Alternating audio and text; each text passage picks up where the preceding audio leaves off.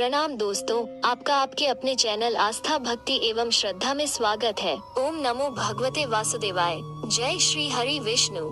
दोस्तों, माघ मास के शुक्ल पक्ष की एकादशी तिथि को जया एकादशी के नाम से जाना जाता है। इस व्रत की ऐसी मान्यता है कि यदि कोई व्यक्ति इस व्रत की पूजा को विधिवत तरीके से पूरा करता है तो भगवान श्री हरि का आशीर्वाद उस व्यक्ति को जरूर प्राप्त होता है। मान्यता है कि जया एकादशी के दिन विधि विधान से पूजा व व्रत रखने से भगवान श्री हरि विष्णु का आशीर्वाद प्राप्त होता है तथा माँ लक्ष्मी अपनी कृपा बरसाती हैं और समस्त कष्टों से मुक्ति मिल जाती है। शास्त्रों के अनुसार इस दिन भगवान श्री हरि विष्णु के नाम का जाप करने से पिशाच योनि का भय दूर हो जाता है। दोस्तों, माघ माह के शुक्ल पक्ष की एकादशी तिथि प्रारंभ होगी 11 फरवरी को दोपहर 1:52 से तथा एकादशी तिथि समाप्त होगी 12 फरवरी को शाम 4:27 पर। इसलिए जया एकादशी का व्रत रखा जाएगा 12 फरवरी 2022 को एवं दिन होगा शनिवार। जया एकादशी व्रत पारण यानी व्रत तोड़ने का मुहूर्त होगा 13 फरवरी को सुबह 7:01 से सुबह 9:15 तक। दोस्तों, जया एकादशी व्रत के दिन आप सुबह जल्दी उठें और स्नान करें। इसके बाद आप पूजा स्थल को साफ करें और भगवान विष्णु एवं भगवान श्री कृष्ण की मूर्ति, प्रतिमा या उनके चित्र को स्थापित करें। इसके उपरांत आप विधि विधान से भगवान श्री हरि विष्णु और भगवान श्री कृष्ण की पूजा अर्चना करें। पूजा के दौरान आप भगवान श्री कृष्ण के भजन और विष्णु सहस्रनाम का पाठ भी करें।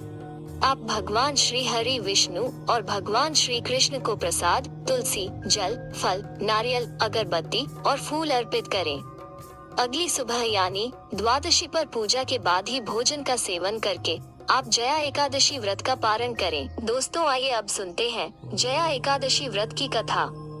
गांडीवधारी अर्जुन ने भगवान श्री कृष्ण से कहा कि हे भगवान, कृपा कर आप मुझे माघ माह के शुक्ल पक्ष की एकादशी के संबंध में विस्तार पूर्वक बताएं। शुक्ल पक्ष की एकादशी में किस देवता का पूजन करना चाहिए तथा इस एकादशी के व्रत की क्या कथा है, उसके करने से किस फल की प्राप्ति होती है। भगवान श्री कृष्ण ने कहा कि हे अर्जुन, माघ माह के शुक्ल पक्ष की एकादशी को जया एकादशी कहते हैं। इस एकादशी के उपवास से मनुष्य भूत, प्रेत, पिशाच आदि की योनि से मुक्त हो जाता है। अतः इस एकादशी के उपवास को विधि अनुसार करना चाहिए। अब मैं तुमसे जया एकादशी के व्रत की कथा कहता हूँ, ध्यान पूर्वक श्रवण करो। एक बार देवताओं के राजा इंद्र नंदन वन में भ्रमण कर रहे थे। चारों तरफ किसी उत्सव सा माहौल था। गंधर्व गा रहे थे और गंधर्व कन्याएं नृत्य कर रही थीं। वहीं पुष्पवती नामक गंधर्व कन्या ने माल्यवान नामक गंधर्व को देखा और उस पर आसक्त होकर अपने हाव भाव से उसे रिझाने का प्रयास करने लगी। माल्यवान भी उस गंधर्व कन्या पर आसक्त होकर अपने गायन का सुर ताल भूल गया। इससे संगीत की लय टूट गई और संगीत का सारा आनंद बिगड़ गया।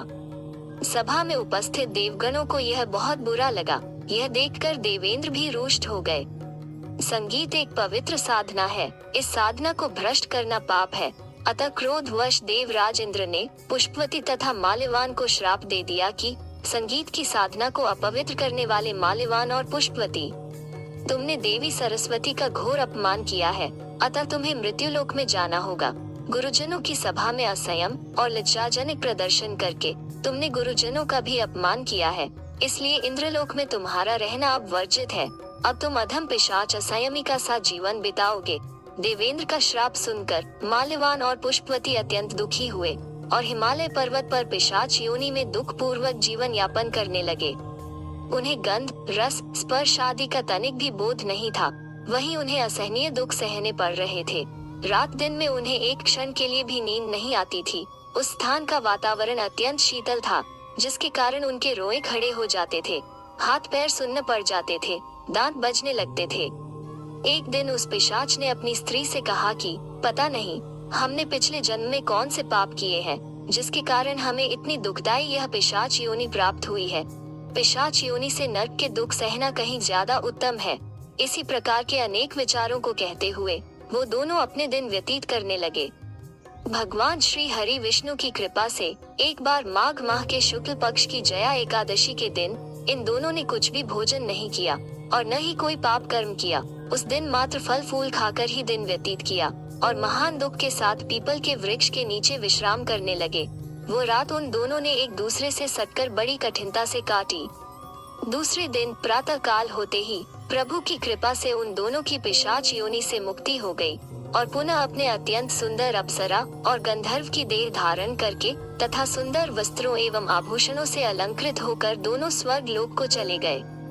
देवेंद्र को वो दोनों इस रूप में देखकर महान विस्मय हुआ और उन्होंने पूछा कि तुम्हें पिशाच योनि से किस प्रकार मुक्ति मिली, उसका पूरा वृतांत मुझे बताओ।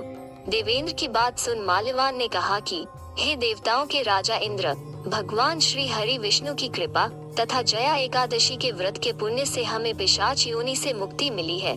देवराज इंद्र ने कहा कि हे माल्यवान, एकादशी व्रत करने से तथा भगवान श्री हरि विष्णु की कृपा से तुम लोग पिशाच योनि को छोड़कर पवित्र हो गए हो, इसलिए हम लोगों के लिए भी वंदनीय हो गए हो, क्योंकि भगवान शिव तथा भगवान विष्णु के भक्त हम देवताओं के वंदना करने योग्य हैं। अतः आप दोनों धन्य हैं। अब आप प्रसन्नता पूर्वक देवलोक में निवास कर सकते हैं।